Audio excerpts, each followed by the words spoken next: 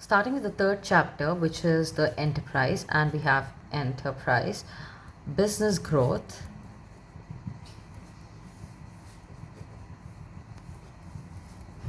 and the size. Okay, now this particular chapter is divided into three subtopics which we are going to concentrate individually on. The first one being the enterprise. What is an enterprise or enterprise?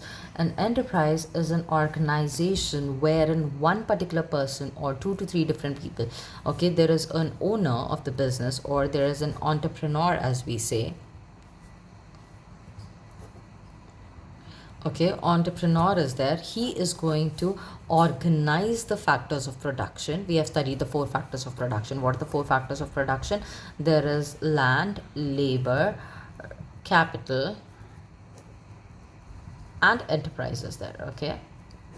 Okay, he is going to organize all the four of them, and he is going to operate them. First is organizing, then operating is to be done, and then he is going to take the risk of running it. Okay, he takes the risk of running the business. Okay, this is what is an this is this particular thing. When there is an organization, when there is operations happening, and the risk of running an organization by combining the factors of production is happening, then that particular unit is called as an enterprise. Okay, an enterprise is usually run by the owner of the business, who is called as an entrepreneur. Okay, now at times some businesses are run as a part-time business, and some businesses are run as full-fledged full-time businesses. Now full-time businesses, if you take into consideration, there are restaurants, there is IT companies, there is everything, there's furniture making. These are the full-time companies. Okay, wherein you find small business owners these days.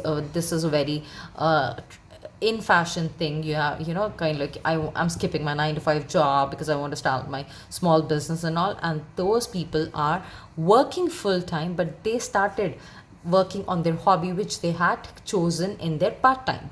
Okay, so it was a very small part-time job which they have converted into a big entrepreneur. They have become entrepreneurs, and they converted into an enterprise. This is what is going to be your definition of an enterprise and an entrepreneur.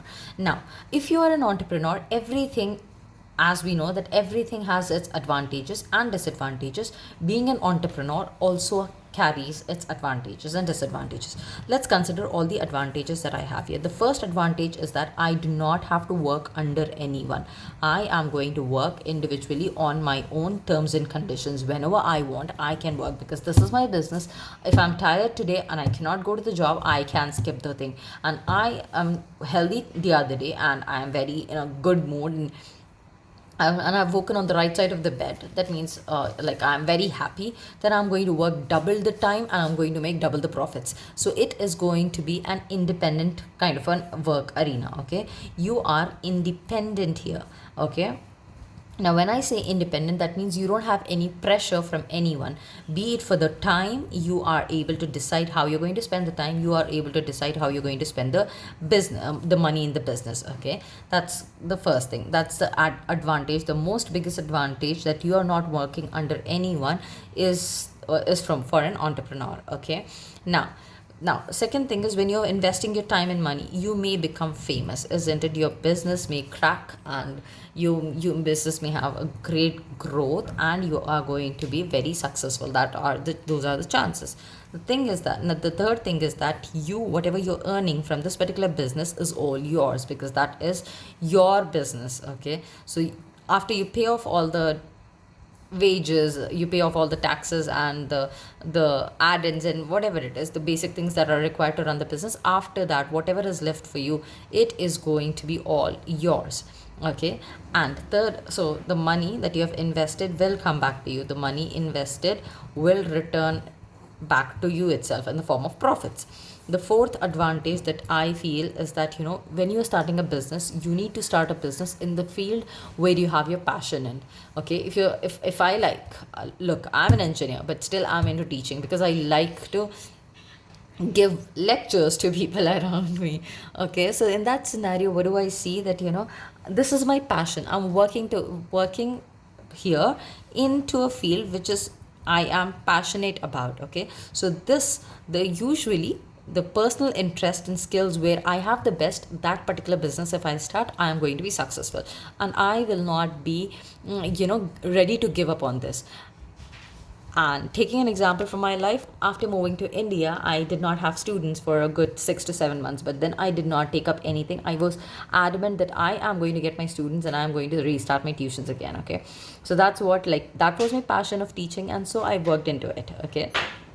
So these are the advantages of you will never be bored of your job. So these are the advantages of being an entrepreneur. Okay, now when anything has advantages, there sure are going to be the disadvantages.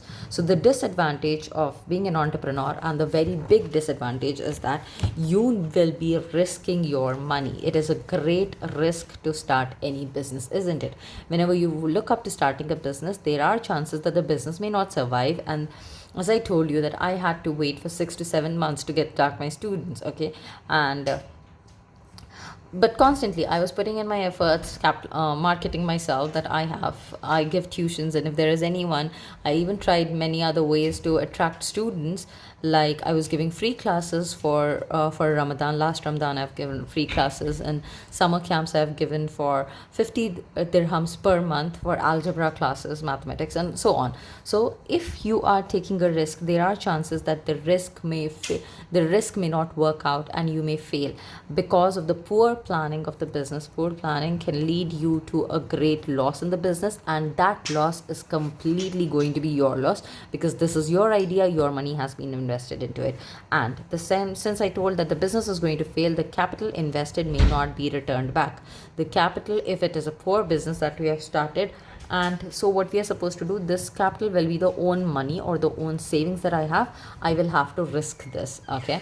Third is, now when does a business fail? The businesses usually fail when we have lack of knowledge for a particular business. Okay, you have lack of knowledge and you are not passionate about the thing that you're doing. Okay, you're being forced to do it, then you are obviously going to fail at that particular thing. So these are the disadvantages of the main disadvantages is the risk of failure.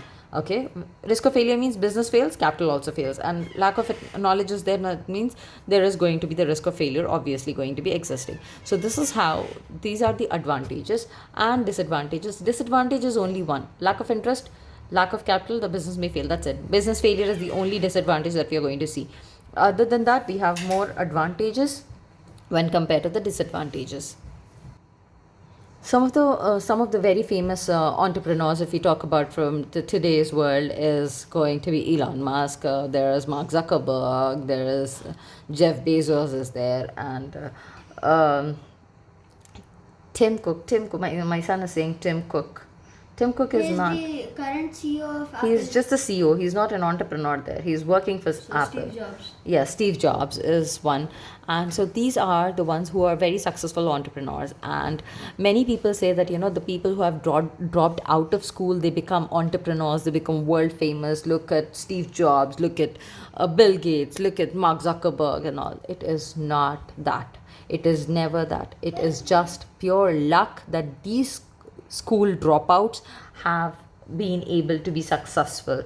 Okay, they were that lucky enough, they were that remarkably intelligent in their fields and remarkably perfect in their fields, extraordinary I should say actually, and so they were able to overcome the life crisis and make a name in the market. But if you're talking about the school dropouts, you should see the taxi drivers, the workers at the shops.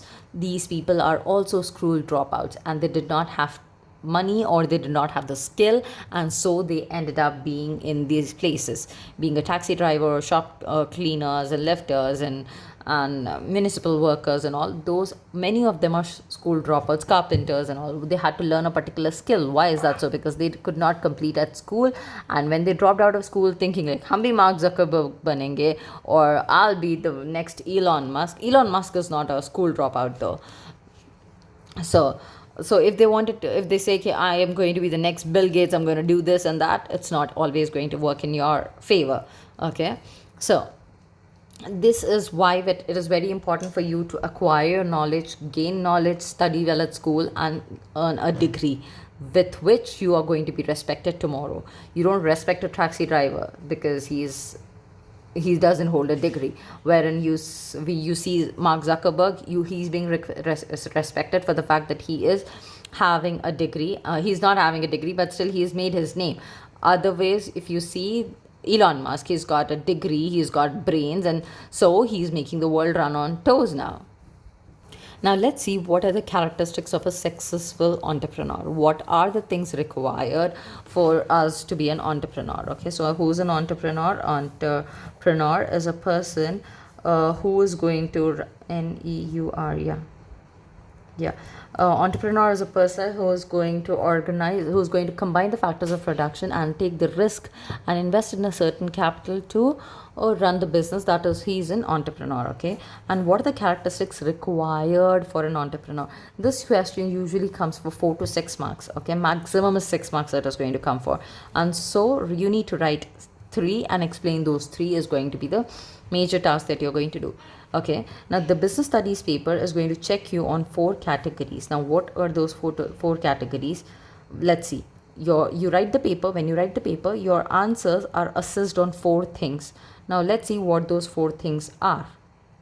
So let's see what are the things that you. First one is evaluating. Okay, whatever the information that is given to you, how you have evaluated it, how you have analyzed it, how you are applying the knowledge that you have learned in the particular in the textbook. So evaluation is one, how you have evaluated it.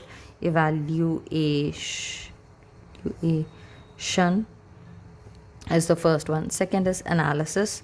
Okay, analysis of the question, as in what answer to write it down, and the knowledge that you have learned, that knowledge has to be applied in here, and your understanding of the topic that you have understood from the textbook. These are the 4 categories on which your answers will be usually assessed. Okay, whenever you write a theory answer, these 4 categories will be checked on. One is evaluation, analysis, application, and next is knowledge and understanding of the chapters, and the topic will be checked on for you. Okay, so here we are going to talk about entrepreneurs and what are the skills required for an entrepreneur to run a business successfully is what we are going to see. Okay, the first thing is, to be an entrepreneur, you need to be a hardworking person. Because hardworking, why? Because it is your idea which is going to be implemented. Except for you, no one knows how you want it to be implemented. I have something in my brain. Okay, now I cannot put it in.